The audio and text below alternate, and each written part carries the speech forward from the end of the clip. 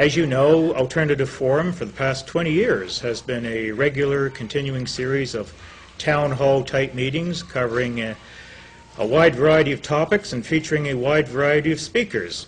And tonight's speaker is dealing with a subject, not particularly controversial, one would think, culture and religion, although I guess since the Reformation, religion has been a hot topic. Our guest speaker is from the U.S., and to give him a full and proper introduction, I now call on someone who is well known to Canadian audiences as a speaker, writer, journalist. Would you welcome, please, Mr. Paul Fromm.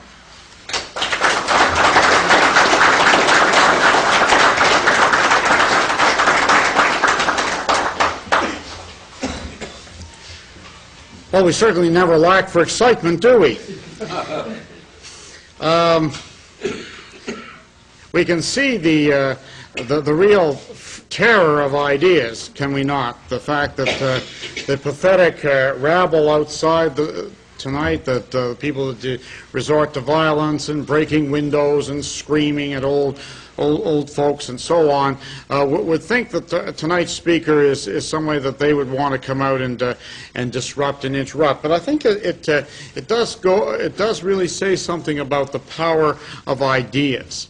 And there are ideas that our speaker will have to share with us tonight that are really very powerful. These are not the ideas of screaming threats like the pathetic bone-in-the-nose Marxist rabble out there, the anarchists and the ones with metal through their eyelids or whatever. These are not the screamed threats, the mindless shaking of the arms and so on. These are ideas about about where we came from, about the essence of the world we see around us. And our guest speaker tonight is a very, very deep thinker. Not that you're going to be bored to death with arcane philosophy, but our speaker tonight is a very spiritual man, and we don't normally try to mix spiritual with what is essentially political, but I think that you'll appreciate the message of our speaker tonight in that way. Our speaker very recently passed his 50th birthday, and I'm proud to say Mark Lemire and I were able to buy him a drink on his birthday back there in October. Our speaker hails from the Lone Star State of Texas originally. He has a career that started off in university. He graduated to the United States military, saw some service. He had originally intended to go to Vietnam, but ended up in Germany. After that, he found himself in a number of occupations, including that of a journalist. He ended up in South Africa. He's been in Bosnia. He's been up on the Angolan border. So he's a man of very eclectic experience. But two areas that perhaps call himself to our attention and cause us to invite him here tonight is a religious area, the area that he will explain a little bit, called Asatru, which is the pre-Christian religion of Northern Europe, and what values that might have to offer us. And secondly, and perhaps even more importantly, a discovery made a few years ago in the state of Washington called Kennewick Man. And this discovery turned out to be extremely important. And although it's not the only one, it is one of a series that will eventually have to reshape the way we look at who it was that was first on this North American continent. And now I know the cynics would say, well, you know, it's only money that matters. Who cares who was here first? But as you all know, one of the big games being played up here in Canada today is the game of native land claims. And who was here first seems to be very important as to who is going to get what. Anyway, I don't want to intrude on the political message, and without any further ado, and thanking you all for braving it through the rabble, our friend now from the slowly being occupied state of California, Stephen McNallen.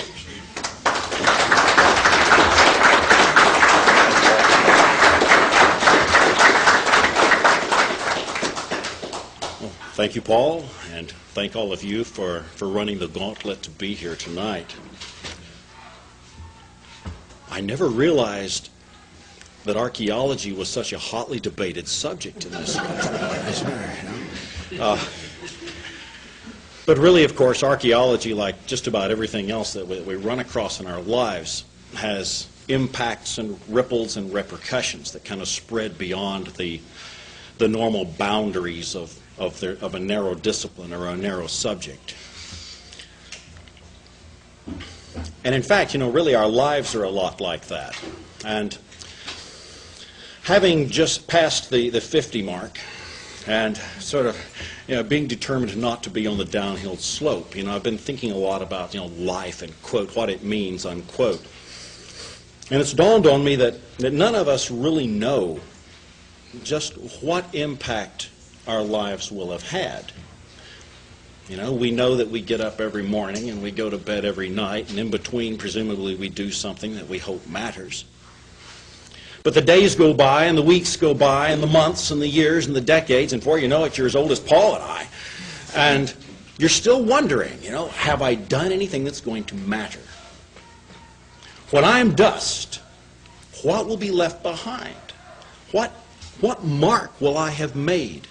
What layers will I have put down in the well of fate? And, I don't think we'll ever know, for most of us. I think most of us, we go through our lives and we do the best we can, and we run our gauntlets, and we say our piece, and we have our thoughts, and we hopefully have our children, and many of them.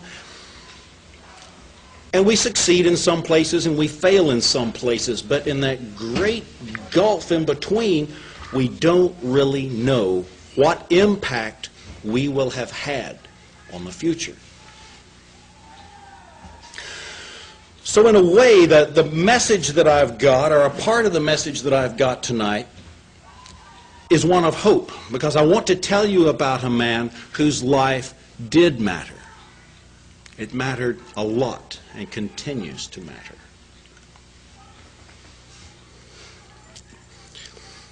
A long time ago,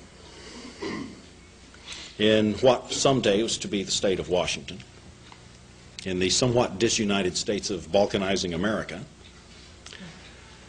a man lay dying. And he was about my age. Yours too, Paul. And he had had a rough life. He had broken a number of ribs, for example. We know that the breakage on those ribs was severe enough that it partially disabled one arm and caused him quite a lot of atrophy and difficulties in the later years of his life. We know that he had all of the usual sorts of aches and pains and arthritis and one thing or another that sets in to people as they go through this life that we lead. But the real reason that he was dying had nothing to do with broken ribs, nothing to do with arthritis. It dealt rather with a spear point lodged in his pelvis. Now, he had beaten the wound. We know that he had survived the initial damage. But what was killing him, of course, was the infection. And he lay there on the banks of what was eventually to become, or to be known as, the Columbia River. And he died. He left this realm for wherever one goes when one leaves it.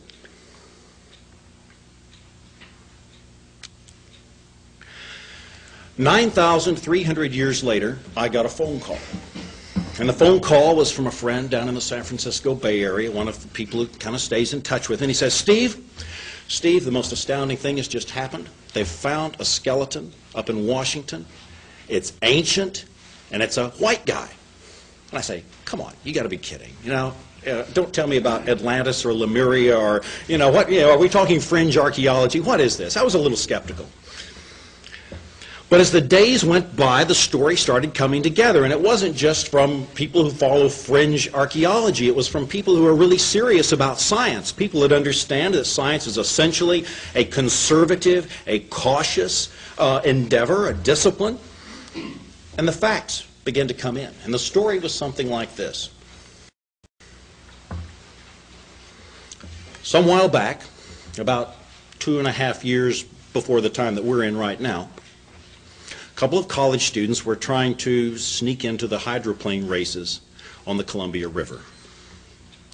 They were going in the back way, which meant kind of coming along the banks of the river and kind of wading through the shallows. I mean, you know, one does these sort of things when there's something important at stake, like the hydroplane races. And one of them decided to play a trick on the other one, because over here in the water was this sort of rounded thing. You know, it looked just like a skull. He says, hey, Tom, look, there's a skull in the water. Well, it was. It was a skull in the water. So, yeah, obviously they were a little excited, so they call the police, who in turn call the coroner, and the coroner comes out, and out comes all the guys in their scuba gear, and, you know, they get to strut their technology, you know, and they come out, and the water's only this deep, but they come out and they dive down and they look for fragments. I mean, hey, you know, I've played that game. You got to have the toys, you know. And they pulled out all of these fragments of a human being. The coroner looks at it, looks at the skull in particular, and says, white male. Okay. Coroner, whose name was Floyd Johnson, takes these remains in a plastic bucket over to a friend of his who sometimes works with the coroner's office. This is a fellow named Chatters, Dr. James Chatters, who's been very involved in the case since. He says, hey, Jim, what do you think of these? Dr. Chatters picks them up. White male. Well, okay, that's kind of interesting, but Chatters also points out that there's little incrustations on the bones. And these are not bones that were there last week or, 3 weeks ago or, last Christmas or something. These bones have been there for a while. So he says, well, it's probably a pioneer from the 1800s. But just to check, he takes them up to another anthropologist, a third individual, a third professional now, who takes the remains, looks at them. And this was a female anthropologist named Macmillan, who runs her own business on forensics. She looks at it and she says, white male. So far, starting to look kind of consistent. And that was exciting enough, because Jim remarked that, well, okay, this doesn't happen every day. Usually all I get are just ordinary murders and stuff. But this time we've got somebody who's got a bit of history. Little did he know. So he's kind of cleaning up the pelvis. And as he's cleaning up the pelvis, he notices, there's a little something in here. There's something dark. And it's about so big, and it's kind of got serrated edges. And it's a projectile point. And it's a projectile point of a style, of a kind, that hasn't been in use for several thousand years.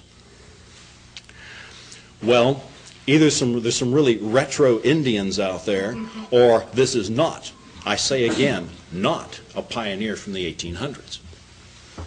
Well, at this time, we got to crank up the high tech. So they took a bit of a finger bone, did the carbon-14 dating thing with it, and they came back with a date of approximately 9,300 years before present. Now, Chatters knows right away he's got a problem, because if word of this leaks out, and of course it does, the local Indians are going to really press him for the return of these remains. And in fact, very soon that materializes, and the sheriff's department shows up in front of Dr. Chatters' house where he has his office, and they have him bag up all of the bones, and they take them away. As it turns out, the waterway where these were found is under the jurisdiction of the U.S. Army Corps of Engineers. And they have a very sweet relationship with the local tribes, because they have to interface with them on an almost daily basis on a wide array of issues. So there is a political thing right away. And the Indians really want this set of remains. Now, this is not necessarily characteristic behavior on their part, because, as Chatters pointed out, he's got a locker full of remains, some of which stay there for as long as 4 or 5 years with no one coming to claim them. They don't really care about some of these remains, much more mundane remains. But this set they really want back in the ground right away, right now. No further study. Give us the bones, please. And the government announces that they are, in fact, going to return the bones to the Indians, despite the anomalous characteristics of these remains. At this point, academia begins to wake up a little bit. You know, we've got some pretty bright people scattered around the country. Over at the Smithsonian, we got people like Doug Owsley, who was very concerned about this. We've got Chatters himself, who was very concerned. A lot of other really top people in their field were saying, wait a minute, stop what you're doing. There's something else that's going on here. We need to take a much closer look at these remains. And so, a group of about 7 or 8 scientists got together and filed suit in federal court to stop the so-called repatriation of Kennewick man's bones to the local tribes. Well, now the scientists, of course, had their end of it. And their end of it is simply that this individual is really, really old, almost certainly is not related to any existing tribe, certainly not any existing tribe in this area, and he's sort of, you know, common property of humankind, you know, and should be studied from that end. And I hear that argument, and I sympathize with that argument. But at the same time, our emphasis, and by our, I mean our organization, which is the House of True Folk Assembly, we had sort of a different take on it, a different approach on it. And that was simply that this person was a kinsman. And at this point, I must digress for just a moment and kind of give you a sort of the theological perspective or the spiritual perspective of where we were coming from. And I hasten to add to this that as I'm talking to you, I'm not trying to speak for the AFA. I'm not trying to speak for anyone but myself and my own experience and my own guts. But I think that my sentiments would be shared by many other people who also have my spiritual perspective. The way we see it, we are connected with our ancestors in a way that completely transcends time, transcends space, transcends borders. In a way, we see our ancestors, even back to the most ancient of times, as living again through us. We have a connection with those people. We have a responsibility to those people. We have a link with those people that is not diminished by distance, by years, and by the petty politics of the 20th or even the 21st century. It is a bond of blood, a bond of heredity, a bond of spirit, a bond of rebirth down through the millennia within our family lines and across the continents and around the world. So for us, it was very important that this individual, who certainly seemed to be more nearly related to us than to the Indian tribes, that he be associated with us rather than with them, that he be buried in the ground by the rites of his own people and not by the ceremonies of an alien folk. Well, needless to say, this was not a very politically popular or acceptable sort of standpoint. But nonetheless, it's where we were coming from. And so we also filed suit in federal court, and a suit parallel with but separate from that of the scientists, to keep the government from giving these remains back to the Indians. Well, right away, politics came into action. I'd mentioned that, the Corps of Engineers has got kind of a sweetheart relationship with the Indians. And it rapidly went from a sweetheart relationship to something that was virtually incestuous. The bias was scandalous. We found out that on approximately 5 separate occasions, Indians had been allowed access to the bones completely sub rosa, completely in secret. Word came out to us only because there was a security leak within the system there that called up one of our people and said, look, you need to know what's happening. They're letting the representatives of the Indian tribes in to have the remains. We found out that they had actually handled the remains, which of course contaminates them from the standpoint of DNA, to the point that one specialist down in California feels that this particular set of remains is hopelessly compromised scientifically as a result. They let them place objects in the box where the remains were being stored, but more details on that in a few minutes. And all of this done despite the fact that these remains were supposed to be strictly off limits to all parties. Being basically naive and basically trusting and basically assuming that the system is really fair and will really work all right for us, we had no problem with that. And then we find out that the Corps of Engineers is going behind our back, behind the judge's back, behind the backs of all concerned, basically to play their particular political favorites.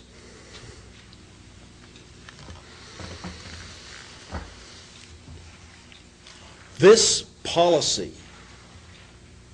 of, there's no other word for it, discrimination, bigotry, we might even say, continued and intensified as the months went by.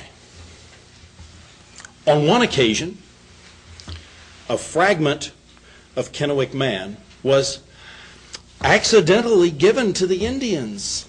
You know, nobody really knows quite how it happened. Somehow it got into the wrong box, and this box got given to the Indians, and yes, it got buried, and no, we can't get it back, and gee, we're sorry about that. The location, the portion of the riverbank where Kennewick Man was found, suddenly had to be protected from erosion. And so the government brought in helicopters and dropped feet of dirt, layers of stone, planted trees on top of the entire mess, and just for added good measure, placed artificial logs made of coconut fiber in and amongst all of this. Now, coconut fiber, of course, is organic. It will degrade over time and sift its way in very small particles down through the different layers of soil, thoroughly contaminating anything else that might possibly be found there. And from the standpoint of the scientists concerned, would greatly complicate any attempt to make further carbon-14 dating evaluations of these strata. We thought that maybe that was enough, that maybe they did have to burn the village to save it. Maybe they had to cover the archaeological site with X number of feet of soil and rock to keep it from being eroded away. But no, that wasn't enough. An inventory was done on the bones last October, and again, more on that in a bit.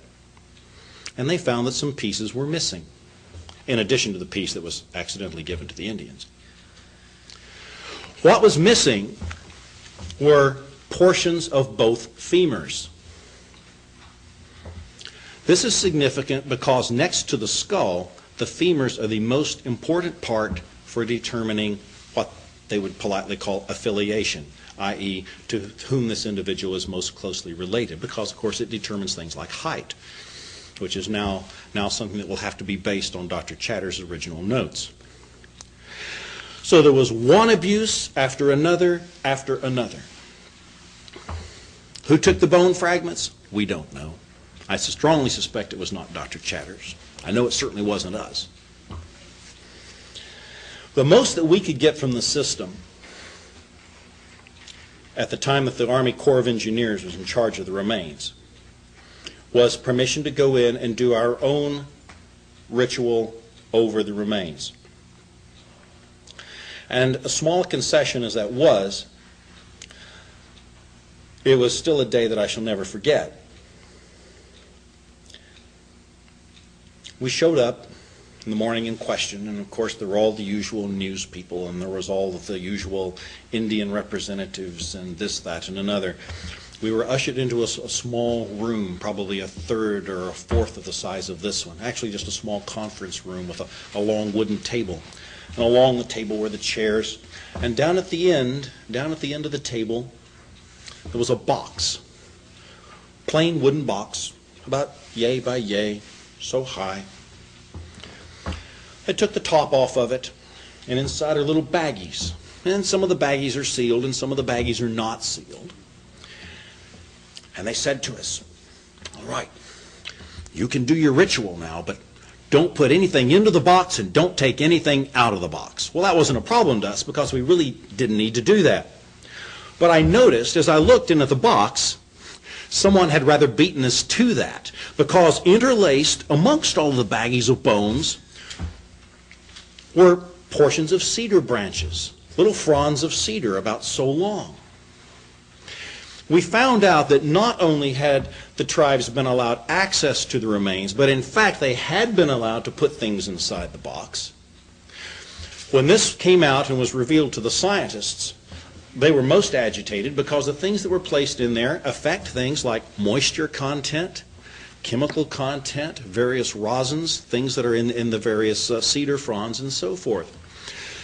We complained about this most strenuously. The scientists complained about this most strenuously. And I think that this ultimately led to something that was to happen some months later, where the bones, thank goodness, were finally taken out of the custody of the Corps of Engineers and turned over to academia, where in fact they are supposedly being studied this week. We shall hope that some sort of results are published. I want to stress in discussing this that Kennewick man, although he is unusual from the standpoint of media profile, he is not alone. Skeletons are mummies that are more or less contemporary with Kennewick man. That is to say, anything before about 8,000 years old, or anything about that old or older, is they seem to be associated with a number of remains that are curiously Caucasoid. Of the perhaps 5, 6, 7, depending on where you want to draw the horizon, set of remains that we have from that time period, almost all of them, to one degree or another, exhibit these Caucasoid traits. So Kennewick man was not a lone wanderer. He was not somebody who decided that Norway or the British Isles or God's nowhere was too dull, so he was going to take a long hike. He was a part of a set of people. He was a part of a culture. He has a context. He was not just a sole anomaly, some Fortean event dropped out of the ether.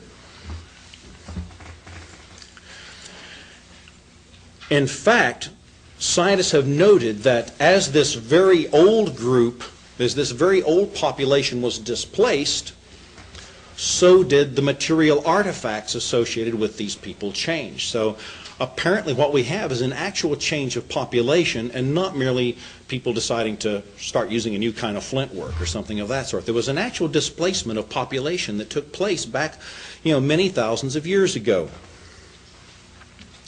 This led some scientists, in particular Dennis Stamford over at the Smithsonian, to note that what would they call the Solutrean culture, or the Solutrean style of making projectile points over in ancient Spain and France, is actually very, i.e. strikingly, similar to what we call Clovis culture here in North America. Now, one could say that, hey, how many ways are there to make an arrowhead or a spear point? But in actuality, there are many ways. Flint knapping, stonework, be it Clovis, be it Solutrean, be it whatever, is actually a rather deep technology. There are many different points of decision. There's many different points in making, say, for example, a spear point at which you have to say, well, I'm going to make it like this, I'm going to make it like that. And that decision will affect all the other decisions that are made thereafter. So if you add up all of those left, right, yes, no kinds of decisions that have to be made to produce one of these artifacts, you really get a very large number of possible combinations. And so the chance that Solutrean and Clovis just sort of accidentally happen to resemble each other becomes mathematically rather small rather quickly. It's possible, but it becomes very unlikely. So what we have is a set of artifacts in North America, the Clovis artifacts, that seem very similar to those of Europe, the Solutrean.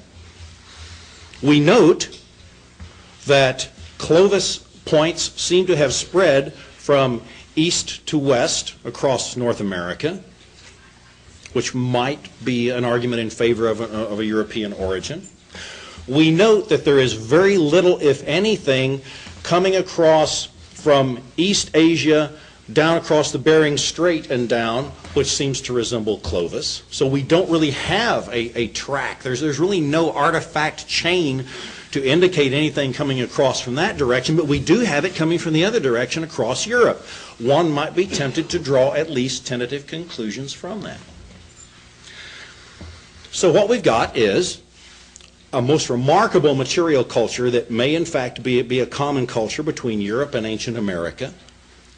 We have the shape of the bones themselves. And this is most significant because Dr. Chatters, like most people who do forensic anthropology in your coroner departments and university departments across the country, has essentially a checklist. And on this checklist, there's a descriptor of various characteristics that, for example, a skull might have. There are measurements involved, everything from the length of the skull, the height of the jaw at this point compared to the height of the jaw at that point, the breadth through here, factor after factor after factor that a specialist will look at. And essentially, is this an Indian trait or is this not an Indian trait? And going down Kennewick man's skull, this list of traits was rather unanimously non-Indian. There were no traits, or virtually no traits, that indicated kinship with the people that we perhaps mistakenly call Native Americans in the United States, and who I now resolutely call the Indians. So we've got possible artifacts, we've got the morphology of the remains themselves. But science, of course, can only be carried a certain distance because the apologists are very quick to point out to us, well, you have to consider American Indian oral tradition. And at this point, science breaks down because there are some American Indians, by no means all of them, but a sizable number who seem to have a sort of creationism going on in regards with the origin of their people. Our people were always here. We didn't come from Asia. We've been here forever and ever. And at that point, we're all supposed to say, oh yes, thank you for your wisdom, your insight. We'll get you on the Art Bell show. Tell us all about it. But of course, these apologists never tell us the rest of Indian lore. They don't tell us about the lore all the way from the Umatilla up around where Kennewick man was found, down through Nevada, down across into the plains amongst the various Sioux tribes, down into Florida. They don't tell you the other part of Indian oral tradition, which is, in its different variations, there was an ancient people here before us. They were tall, and they had light skin, and they had red hair, or they had blonde hair, and we killed them. They don't tell you that part. And it seems to me, if we're going to pay attention to one part of Indian oral tradition, we really ought to pay attention to the other part as well. But of course, that's rather unpopular, and you will not find that in the Sunday supplements to your newspapers. In addition to artifacts and morphology and Indian lore, we have as well genetics. There's a particular genetic marker which scientists call haploid X. It has nothing to do with American History X, nothing to do with Malcolm X. This is haploid X, okay? Now, haploid X is a particular genetic marker which is found in some of the very ancient American remains, some of Kennewick man's contemporaries. It is very rarely found in modern American Indian populations. It is found in living European populations. As of the latest writing, it has never been found in East Asia. Even the rather staid and conservative scientific digest that I dug all of this out of admits this really looks like a evidence of genetic contact, genetic connection between ancient America and Europe. So if anyone suggests to you that the idea of ancient Caucasoids is pseudo-scientific, or that there's nothing to back it up, or that it's just the figment of some evil racist who wants to bash on Indians, that's manifestly not the case. There is a considerable body of evidence, and a presumably growing body of evidence, that there is an ancient connection between Europe and America. And this can be backed up with any of a number of different reasoned, scientific, dispassionate arguments. I hasten to add that this is truly not about Indian bashing. Like all scientific discoveries, it's going to have ramifications that extend into the social and the political. But ultimately, this is not about taking something from Indians. That is not my motive in being involved in this. In fact, when this whole thing first broke, my approach was to go directly to the Indians and to say, look, you are a group of individuals, you're a people, you're a tribe, you're a folk. You are trying to preserve your culture, you're trying to preserve your way of life, and to preserve your heritage. You're trying to get good things for your people. Well, I understand that, because that's exactly what I'm trying to do for my people, for my tribe, for my blood kin and my spiritual kin. I feel that the United States government should have nothing to do with it. And my proposal to the Indians was that we negotiate directly, that they and I talk, that myself as a representative of people of European descent who feels the same connection to my people that they feel for their people, we should be able to talk about this and work something out. That was rejected. I understand why they rejected that. It was politically probably a wise decision to make. But I felt compelled to offer it, because ultimately I am opposed to the same forces of homogenization, the same forces of leveling, the same forces of destruction of identity of peoples and cultures that is trying to kill the Indians just as the same as it's trying to kill our native culture. And yes, we too are natives of some place, and we do have a culture.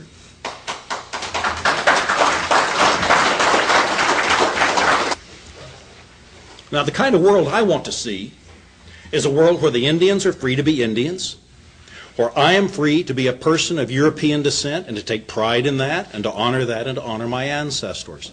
And I fully intend to respect their rights, but I certainly expect the same in return. The government, of course, doesn't really see it that way. The Indians, although frankly I think it would be to their advantage to see it that way because they could win allies, don't see it that way because they're very defensive. And in time we shall see where that goes. But in the meantime, what we're trying to do is to recognize and to honor a portion of our heritage, which will be buried if the Indian tribes and or the government, presumably, has their way. I think it's really important to stress the spiritual aspect of this. And goodness knows, I've certainly gone through my own spiritual evolution. I started my life as a Catholic. My father always wanted me to be a priest. He probably would have preferred if it was within an established religion rather than a rather alternative one, which is where I've eventually ended up. And I would just like to drop a word or two about that so that you can sort of understand my perspective. I follow a religion called Alsatru, which is a native religion of ancient Europe. As I said before, we're all natives of somewhere. We're all indigenous to somewhere. This is one of the religions that our ancestors, your ancestors and my ancestors, followed for many thousands of years until eventually they became converted to Christianity. It's my feeling that by honoring this ancient way, by connecting with my ancestors, that I can deal with something that is natural to me and inherent to me, something which is really a part of me, because to me, there's no separation between biology and spirituality. I am connected to my ancestors in a way that truly matters. It's not about culture. It's not a contract between myself and the holy powers. It's something that is innate. My ancestors are a part of my very blood, my bone, my brain, my soul, my spirit. I am their latest representative in this time and place. As such, I have a duty to all of those who have gone before me. Have you ever thought that if even one of your ancestors, had dropped the ball genetically, if they had died before reproducing, that chain would have been broken and you wouldn't be here? Our debt to those who have gone before us, and I think this really transcends, whether one is also true or whether one is Christian or whether one is atheist or agnostic. Our tie to those ancestors is something that must be honored, as must our tie to those yet to come and our responsibility that we have to them, which is comparable to that which our ancestors had for us. Now, within Alsa we also feel that individuals are often reborn, that they are in effect reincarnated. However, what we do not believe is that you're going to wake up in your next lifetime as a Tibetan or something of the sort. And that's not a slam on the Tibetans. I've worked with Tibetans, and I like the Tibetans, but they're not my brothers and sisters. They're not my folk. I respect them. I admire them. I hope they get their country back.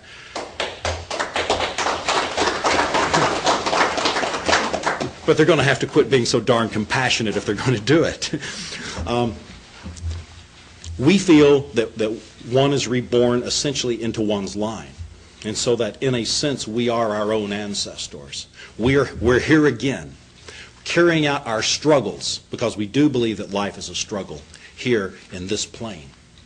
And sometimes that struggle is with Indians, sometimes it's with anti-Nazis, so-called, who are remarkably fascistic in their methods. And sometimes, in fact, most frequently, the struggle is with ourselves. So that's sort of my perspective. It's my motivation on this. Well, one might very well say, Steve, this is all very interesting from the archaeological standpoint, and, anthropology is all very cool, but, what's this really all about? Who cares? What's the impact of this? What is Kennewick Man trying to say? Our view all along has run something like this. First of all, if it turns out through testing that Kennewick Man is actually more related to the Umatilla and the related tribes than he is to us, we will gladly relinquish all claim. If he is their ancestor, their blood and bone, then we will respectfully turn him over to them, if, of course, he were ours to turn over, which he's not. Now, in my gut, I feel very strongly that is not the case. But I also know that if no one does any testing, we're never going to know. There's sort of a catch-22 involved in this in a way, The Indians say, well, he's our ancestor, and we claim him, and no, you can't do any tests. Well, of course, our perspective is, if he's our ancestor, he should be with us, but we have to test in order to find out if that's the case. Now, the law, which sort of regulates these affairs, is a monstrosity called NAGPRA. It was passed in about 1990. It's something like the Native American Graves Protection and Repatriation, et cetera, ad nauseum, ad infinitum. NAGPRA was written on the assumption that any remains found in America prior to the, quote, European explorers, and by that I think they probably mean Columbus, is by definition Native American. And by that, they completely disregard culture. They don't care what his culture was. They don't care what his biology, what his ancestry, what his actual physical connections as a human being were. In theory, he could have been a Norwegian who showed up here before Columbus, and by golly, he's a Native American. Here, take him away and bury him, guys. And my argument is that that is bad science. It's bad science because it doesn't realize, it doesn't recognize the possible existence of other peoples here before the Indians, which there is, as I say, obviously a growing body of evidence that that may be the case. So we feel that NAGPRA is, on the face of it, discriminatory and racist legislation. It is racist. After all, racism does run two directions. It is racist because it is, by its very nature, prejudicial against people of European descent. I have no problem with Indians having access to their dead. I respect that right. But I insist that the same right be given to those of us who are of European ancestry, of European descent. Now, I think that Kennewick Man has things to tell us. And I've already indicated to you that my approach is basically spiritual and not political. And I just am not a materialist. With all due respect to those of you who think that the universe is made up of mindless atoms and endless combinations, my own feeling is that there is more to it than that. I personally, in my very guts, I cannot buy materialism. And I feel that Kennewick Man has a story to tell. His appearance here is not a random accident of erosion and of college guys trying to sneak in to see the hydroplane races. I note that in the same time frame that Kennewick Man emerged, we have Cheddar Man. Cheddar Man from Wales. Cheddar Man found in a cave in Wales, actually found some while back, but only DNA tested within the last couple of years, since all of this is broken. As it turned out, Cheddar Man, through DNA testing, has a direct descendant, a school teacher, in a village found a quarter of a mile away from the cave. Now this is, to me, a powerful message about ancestry. It's a powerful message about kinship. It's a powerful message about blood transcending time. And to me, it is a, shall we say, a highly synchronistic event that this should emerge juxtaposed in time to the Kennewick Man affair. Also, we have, in the same general time frame, at least the public revelations concerning the Tarim Basin mummies found in what the Chinese insist is Xinjiang province, and in which the people who live there will tell you is East Turkestan. Back to that question of self-determination again. These are mummies found in the numbers of hundreds that are not merely somewhat Caucasoid. They are not politely Caucasoid. They are blatantly, boldly, shamelessly Caucasians. In fact, these are just plain white guys. Now, the Chinese are not very fond of talking about this, but the Tarim Basin mummies, just to fill you in quickly, for any of you, I imagine 99% of you have followed this, but if you haven't, for one thing, they're blonde, usually a good giveaway. I think this was pre-peroxide, pre-Hollywood for that matter. B, they have all the skeletal characteristics that we have. C, their weaving techniques have been described in the professional literature as the farthest advance to the east of typical European weaving styles. These are our people. These are definitely us. These are Indo-Europeans wandering out of that ancient heartland wherever it may have been. Now, they don't go back as far as Kennewick Man, but they go halfway or more back. And to me, that's another message. It's a message that our people, to be honest, probably all people, are mobile. Human beings are not planted with their feet stuck in the concrete. They move around. And it's true that ancient man didn't have jet planes. but he just took a little longer. I mean, people got around in the old times. So that's a message to me that our particular people, our particular branch of the human race, was doing a lot of moving around, and in fact over into Asia, which is one of the possible entry points of these ancient Caucasoids onto the North American continent.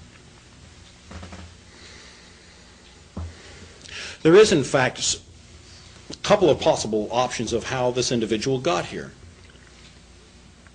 One possibility, which scientists were originally talking about quite a lot, is essentially that if one visualizes here, a map of the Eurasian continent, and we realize that once one gets essentially onto the East German plains, one has a free run almost, with a few speed bumps in the way, a few mountains, one thing or another, but essentially one has got a clear run all the way across to sort of the position adjacent to the Bering Land Bridge. It's been hypothesized, and not by people whose primary occupation was, handing out political tracts, that really it's entirely possible that a Europid-type population could have occupied this entire band across the northern part of Eurasia. In fact, there's evidence indicating that the Manchurians may have been connected with this population, and so forth and so forth. One could theorize on this endlessly. So it's quite possible that our people came in that direction. Another possibility, and one which seems to perhaps be backed up by the similarity between Solutri and Clovis, is that these individuals came across what some scientists are now calling the Atlantic Crescent. And that, of course, is from the British Isles, Iceland, Greenland, on over to North America. And that during the Ice Age, for one thing, the sea level would have been lower, more of this would have been solid land, and what wasn't solid land could well have been solid ice. And so that a highly adapted culture, or a maritime culture, which these people could well have been, could have made the trek that direction. Or perhaps they came both ways. We don't really know a lot about what happened in ancient prehistory. But there are, in fact, different ways that Kennewick man and his kinsmen could have gotten here. Now, I think that Kennewick man needs to tell this story. And I think that he has two ways of doing that. And one way that Kennewick man tells us his story is through science. That's why our organization has maintained from the very beginning that in fact, science should have a chance to study it. We don't see that as disrespectful. We don't see that as sacrilegious. We see that as a cultural expression that traditionally we have excelled at, and which we think is one way by which this man can tell his saga. And then there are other ways, more intuitive ways, ways of the spirit, ways of the heart. And I think that this too is something that we shall have to look at and just see how we feel about as time goes by. It's difficult sometimes to make that connection, that ancestral link back, to tune into these realities. But I think that this is something that one, or many, could profitably do.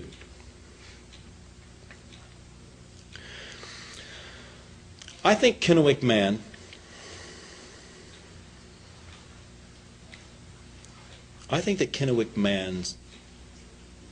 is a reminder to us that we were here before, and the evidence, such as it is, indicates that Kennewick man and his people were forcibly displaced. The projectile point found in his pelvis was of a type that we know is associated with the people we think of as American Indians. And Kennewick man's representatives were not to be seen here again until the coming of the Europeans much later in time. It appears that Kennewick man's people were genocided, exterminated. In fact, the Paiutes of my neighboring state of Nevada have a legend about how they destroyed, how they killed the last of the red-haired giants by herding them into a cave and suffocating them and killing any who ran out and just smothering the ones who stayed in. And this is part of their oral tradition, which science is not looking at very closely. I have been to that cave, and strange things have happened there, but that's a story perhaps for another day. I've been to that cave, and to me it is a shrine, and is a constant reminder that, as the animal rights people are fond of telling us, and truthfully, extinction is forever. I think that Kennewick man has come back to remind us that our position on this continent is vulnerable. That unless we sink our roots deep into this soil, we will be displaced. What happened to his people can happen to our people. And I'm telling you now that I, for one, am not in a mood to permit it. I have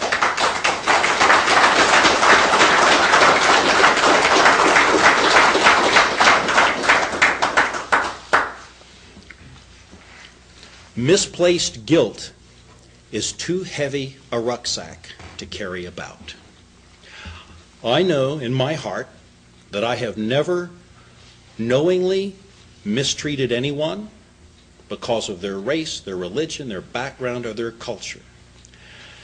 They can stand outside and they can talk about racists.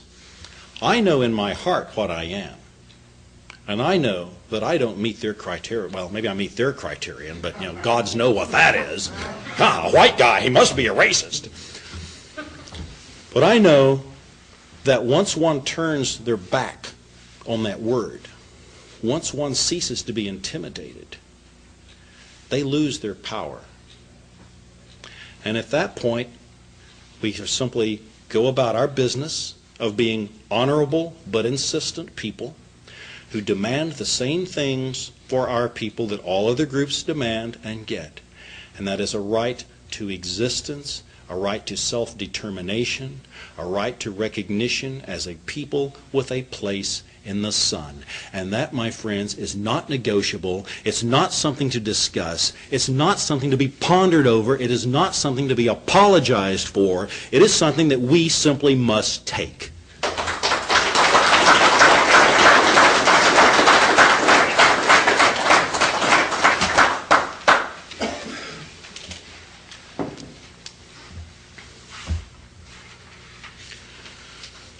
I started these remarks by indicating that none of us really know, what our lives will be when it's all summed up.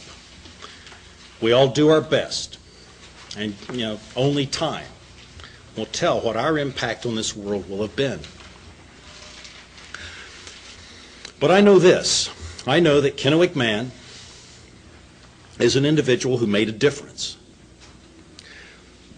Probably he was not aware of the immense struggle, the immense scenario in which he was playing a part. Then again, maybe he was wiser than we think.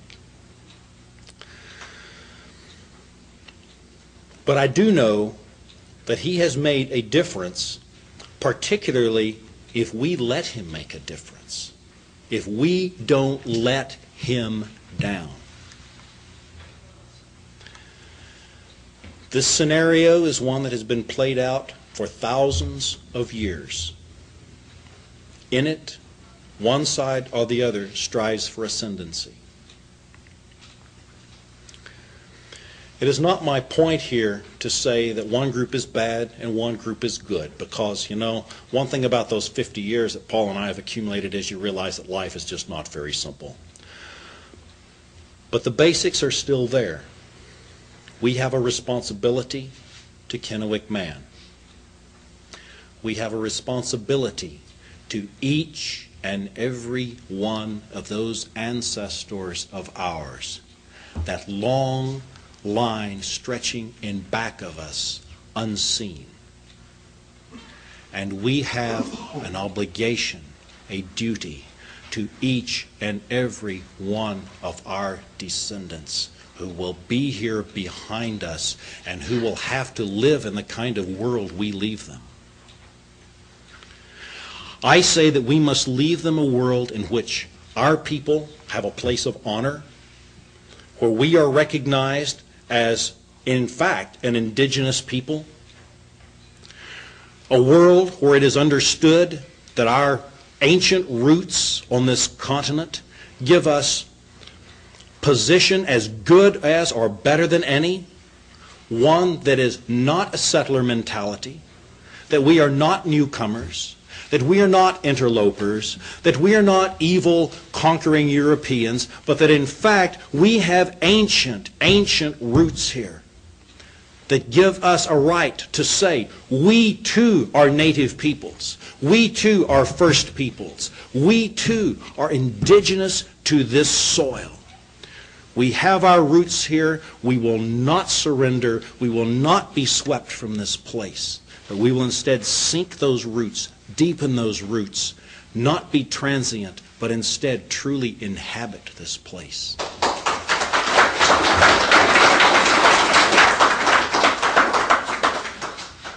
Well, we know that Kennewick man is an individual. One human being,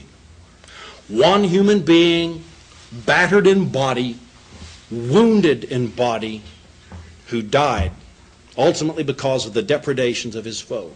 But we know that he made a difference, despite the 9,300 years between his time and ours. It then devolves upon us. What will we do? What will be our response to the challenges that face us?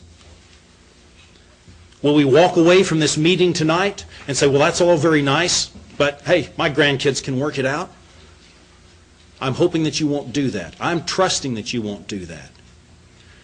And I urge you, each and every one of you, in the way that works for you, the way that speaks to your soul, the way that speaks to your spirit, I urge you to support those who are striving to protect our people, to protect our heritage, those who are trying to ensure that there is a place not just for you and me, not just for our children, not just for our grandchildren, but for those to come, so that our descendants will be mining the asteroids and colonizing the galaxy. We must take our place. We must take it proudly, and to do that, it means that every single one of us must apply our wit, our will, our hearts, and our soul to this purpose.